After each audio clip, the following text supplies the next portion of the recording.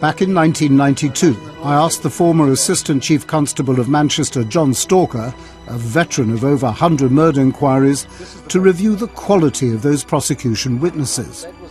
These, frankly, were awful witnesses, terrible witnesses. I would have been very unhappy to be taking a murder case. I'd have been very unhappy to be taking a car parking case before the magistrates or the courts with witnesses like this. And Panorama exposed the scandal of how Stephen Miller had been interviewed by the police. The officer in this extract is Detective Constable Peter Greenwood. Oh, you could sit there seeing a damn head hang off and an arm's cut and stabbed to death, and you sit there and tell us you know nothing at all about it? Nothing at all about it? I wasn't there. Oh, you can ever... I wasn't there. Oh, I just don't know how you can sit there. During the ordeal of all the hostile police interviews, Miller denied over 300 times being at the scene of the crime. Finally, he cracked and implicated his co-defendants. He has a low mental age and capacity. He was subjected to 5 days of intensive and brutal police questioning in a police station. And by the end of that, he has told me that he would have almost said anything to get out of it. 9 months after the television programme, the case of the Cardiff Three was heard at the Court of Appeal. In his ruling, the Lord Chief Justice highlighted the treatment of Stephen Miller in his interviews. We are bound to say, on hearing the tape, we were horrified.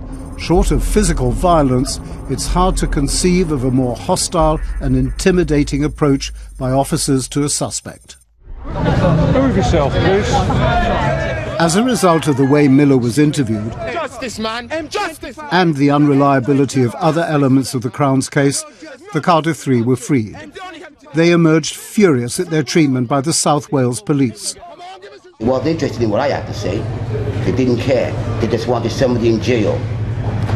We were just basically used as scapegoats for the police who couldn't find anything else or anybody else to put this crime on. They say when you're in a police station, you're supposed to have rights. They broke all the rules. They lied to me. They put me through sheer hell.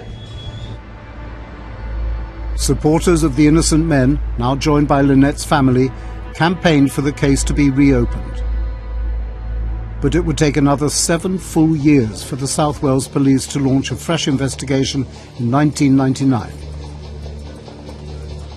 Now, aided by the latest advances in DNA profiling, they were able to re-examine blood found in Lynette's flat and on her clothes. The blood was eventually matched to that of 38-year-old Geoffrey Gafour, a local security guard.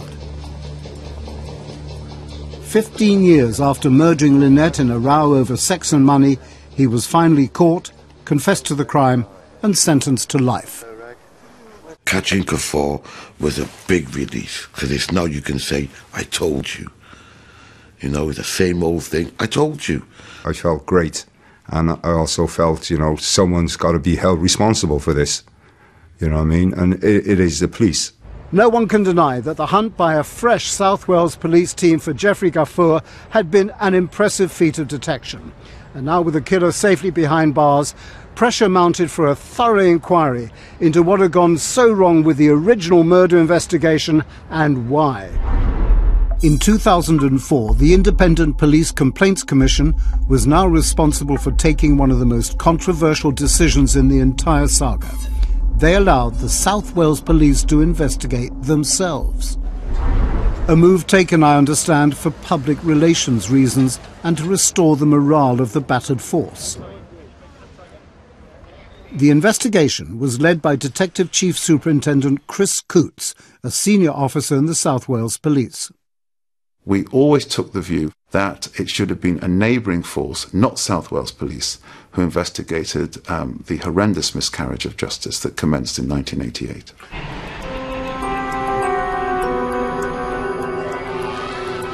But lawyers are not the only ones astonished by the decision to let the South Wales Police investigate itself. I've spoken to a number of former police officers who share the concerns, and we've obtained some internal South Wales Police documents.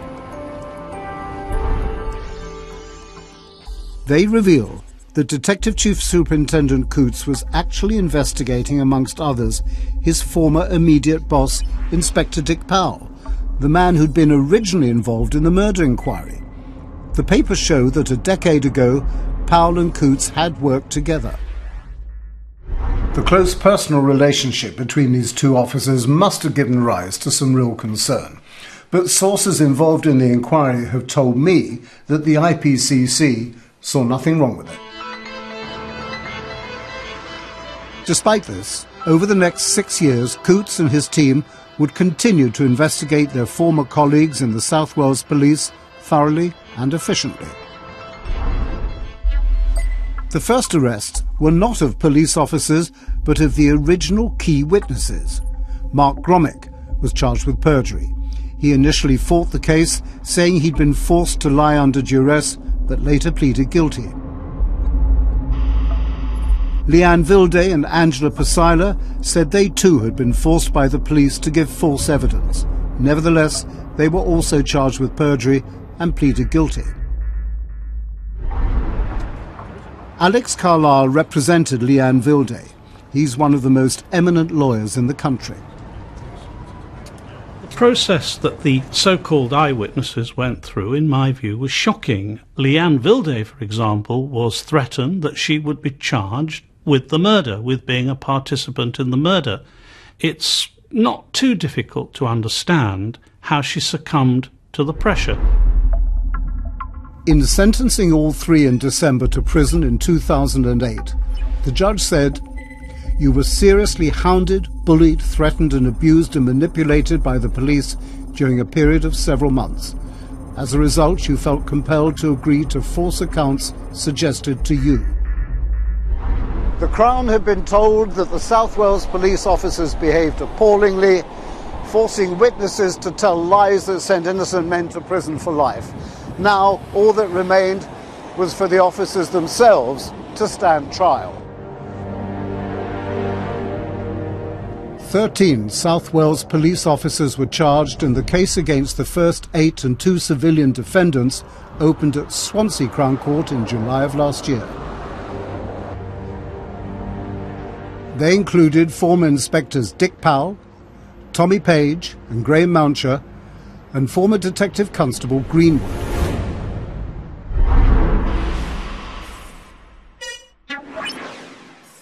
Police officers forced each of the 4 vulnerable witnesses into changing their statements.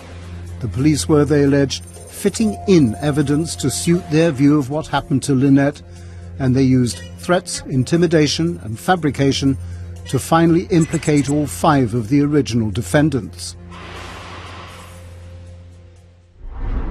The prosecution argued that the officers first convinced themselves of the guilt of the defendants and then imposed their theories on those who actually knew nothing about the murder.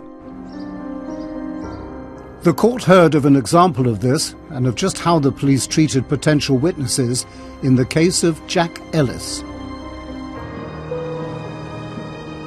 Back in 1988, Ellis was a local taxi driver who knew Lynette White well. He willingly helped the police on a number of occasions and even appeared in the BBC's Crime Watch appeal.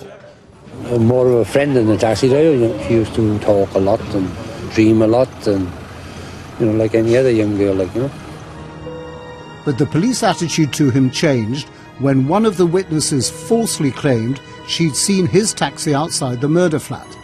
Now the police wanted him as a witness to support their murder theories. I was taken to Butetown police station. Then they just laid into me with questions. I was scared. I'm really scared. Jack Ellis was held in that police station without break for over 10 hours, shouted and yelled at by detectives, trying to get him to change his true account to fit their version of events. It gets to the point that you just want to give in and tell them anything, even if you don't know it. Were you beginning to reach that stage? Very much so, yes. But Ellis doggedly held firm. So after 10 hours of questioning and bullying, The police didn't even bother to take a statement from